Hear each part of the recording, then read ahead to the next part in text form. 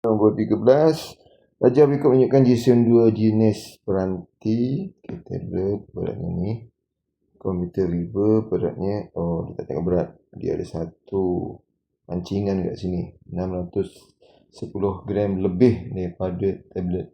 Maksudnya komputer river ni dalamnya dah ada pun seberat ini.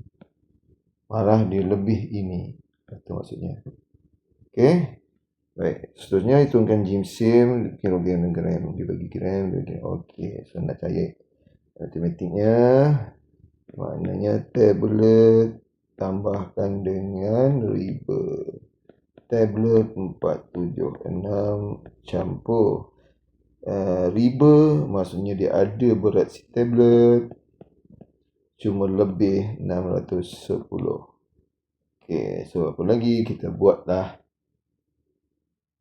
penambahan. Okey, so kita buat yang ni dulu lah. 4, 7, 6, 6, 1 sifar. 6 tambah 4, 10, 7 tambah 1 sifar 8, 6 tambah sifar 6. Sekejapnya 1 sifar 8, 6. Tambahkan lagi dengan 4, 7, 6. 1 tambah sifar 1, 4 tambah sifar 4. 8 tambah 7, 15. 6 tambah 6, 12. So, jawapannya 1562. Okey, so jawapannya 1562.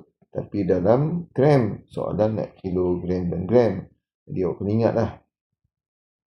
Berapa gram sehingga dia boleh ubah nama dia jadi kilogram? So, jawapannya ialah 1000. Dah boleh jadi 1 kilogram. Ini kan dah lebih dari 1000 ni. Jadi maksudnya yang lain tu salah. Apa aku dah buat dah. Kalau macam tu 562. Okey. So maksudnya yang 3 ni lah hanya gram. Sebab nombor gram paling tinggi ialah 999. Jadi jawapan ni ialah 1 kilogram 562 gram. Okey. Baik, cikgu tunjukkan jugalah kalau awak tak terbiasa cara ni. Awak terbiasa cara tu. Okey, jom kita buat sama-sama. 4, 7, 6 campur 610. 6 tambah sifar 6, 7 tambah 1, 8, 6 tambah 4, 10. Okey, sama. Tambahkan lagi dengan 476. 476.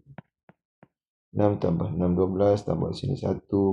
1 tambah 8, 9. 9 tambah 7 jadi 6. Sini tambah 1. 1 tambah sifar 1. 1 tambah 4, 5. 1. 1, 5. Ni salah 6, 12 ni. Salah tulis. Okey, so jawapannya sama je. Kita silap kat sini tadi. 6 tambah 6, 12. Sebut 12, tulis 6. Okey, itu saja ya. So hati-hatilah. Biasalah. Okey, alhamdulillah.